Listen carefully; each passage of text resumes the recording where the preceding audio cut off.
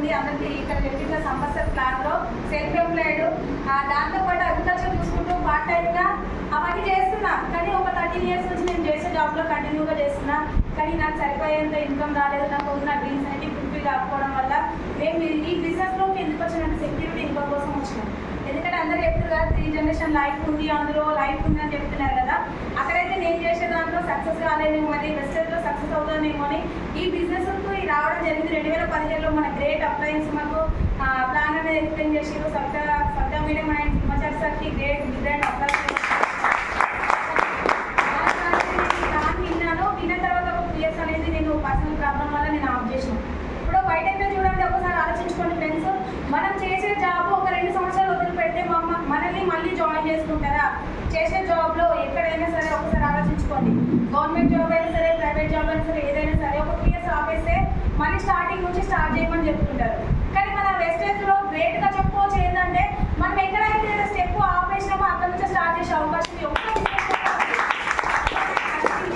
మళ్ళీ తర్వాత ఒక సెమినార్ అన్నారు కదా, అందరూ పెద్ద పెద్ద సెమినార్స్ మన ఇన్స్టిట్యూట్ గురించి చెప్పారు కదా, ఆ సెమినార్కి నేను అటెండ్ కావడం వల్ల అక్కడ ఏమవుతుందంటే అందరు ఇలాగనే కూర్చున్నారు 1000 మంది. ఆ 1000 మందిలో నిన్నైతే మనకి రికగ్నేషన్ ఎట్లయితే జరిగిందో అక్కడ కూడా మన గ్రేట్ లీడర్స్కి అందరికీ రికగ్నేషన్స్ అవుతుంది. ఎందుకు అవుతున్నాయి అర్థం కాదు. ఎందుకంటే స్టార్టింగ్ లెవెల్లో ఉన్నాం కాబట్టి అర్థం కాదు. బ్రాంచ్ లెవెల్లో, సిల్వర్ లెవెల్లో ఉన్న వాళ్ళకి అర్థం కాదు. అవుతున్న తర్వాత ఒక 3 days సెక్షన్ అయిపోయింది. ఇంటి దగ్గరకు వచ్చి ఏం చేయాలి, ఎట్లా చేయాలని అప్లైన్ కౌన్సిలింగ్తో అడిగి నేను బిజినెస్ మొత్తంగా ఒక 3 days మొత్తం నేర్చుకున్న తర్వాతనే మళ్ళీ బిజినెస్ స్టార్ట్ చేయడం జరిగింది. ఎక్కడైతే స్టార్ట్ చేసినా నా జర్నీ 1.5 year నుంచి సక్సెస్గా ఈ రోజు ఈ యూసిటీ లెవెల్లో 1,34,000 ఇన్కమ్ తీసుకున్నా. మా పిల్లలకి ఇష్టమైన కారు, మాకు ఇష్టమైన కారు కాదు, మా పిల్లలకి ఇష్టమైన కారు కూడా తీసుకోవడం జరిగింది. 13 లక్షల కారు తీసుకున్నాం మేము, టాటా నెక్సాన్. అక్కడ నుంచి స్టార్ట్ అయిన జర్నీ ఇంకా నెక్స్ట్ ఇయర్ ఫిబ్రవరి కల్లా మేము టీయూసీడీకి రికగ్నేషన్ కావాలి. నేను అందరూ ఉమెన్ ఎంపవర్మెంట్ జరిగింది కదా, చాలా మంది అటెండ్ అయ్యారు. ఉమెన్ ఎంపవర్మెంట్ లాస్ట్ టైం నేను గోల్డ్ లెవెల్లో ఉన్నాయి కాబట్టి నాకు రికగ్నేషన్ కాలేదు. కానీ ఈరోజు నిన్న అంటే యూసీడీ లెవెల్లో రికగ్నేషన్ అనేది చాలా మంచి అనిపించింది, ఎక్సైట్మెంట్ అనిపించింది. అక్కడ కంపెనీ దీపక్ సార్ మనకి కంపెనీ ఓనర్స్ అనేవాళ్ళు మనకి రికగ్నేషన్ చేసిరు.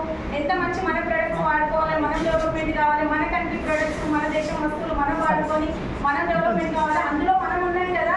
అందుకోసం మనం చాలా హ్యాపీగా ఫీల్ కావచ్చు. ఎందుకంటే ఇన్ని రోజులు అయితే బయట వస్తువులు వాడినాం, ఎక్కడ దేశం నుంచో వాడినాం, కానీ ఎవరు డెవలప్మెంట్ అయ్యారో తెలియదు. కానీ ఇక్కడ మనం మాత్రం డెవలప్మెంట్ అవుతామని ఈ బిజినెస్ ద్వారా అర్థమైంది. ఇంకా మంచి లెవెల్కి వెళ్ళాలి. ప్రతి ఒక్కరు కూడా మిమ్మల్ని అయితే ఈ రోజు ఎవరైతే ఈ మీటింగ్కి ఇన్వైట్ చేసారో వాళ్ళే దేవుళ్ళు అనుకోండి. ఒక 2 సంవత్సరాలు వాళ్ళు వచ్చేసిన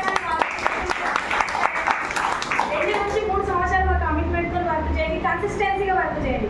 కమిట్మెంట్ ఇస్తాం, కన్సిస్టెన్సీ అంటే ఏంటంటే ఈ రోజు వస్తే నేను వారం తర్వాత మళ్ళీ రాను మీటింగ్ అంటే నడవదు.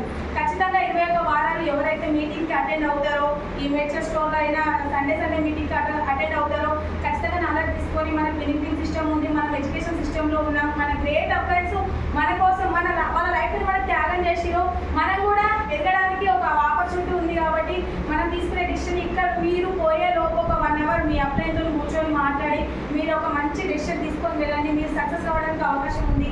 మేమైనప్పుడు మీరెందుకు కాదు, ఖచ్చితంగా ఇక్కడ ఇంత మంచి ఆపర్చునిటీ చూపించింది సంవత్సరాలు. ఇక్కడ ఏమైనా ఇన్వెస్ట్మెంట్ పెట్టమన్నారా మిమ్మల్ని ఎవరైనా? ఒక 10 లక్షలు తీసుకురండి అని అడిగిరా?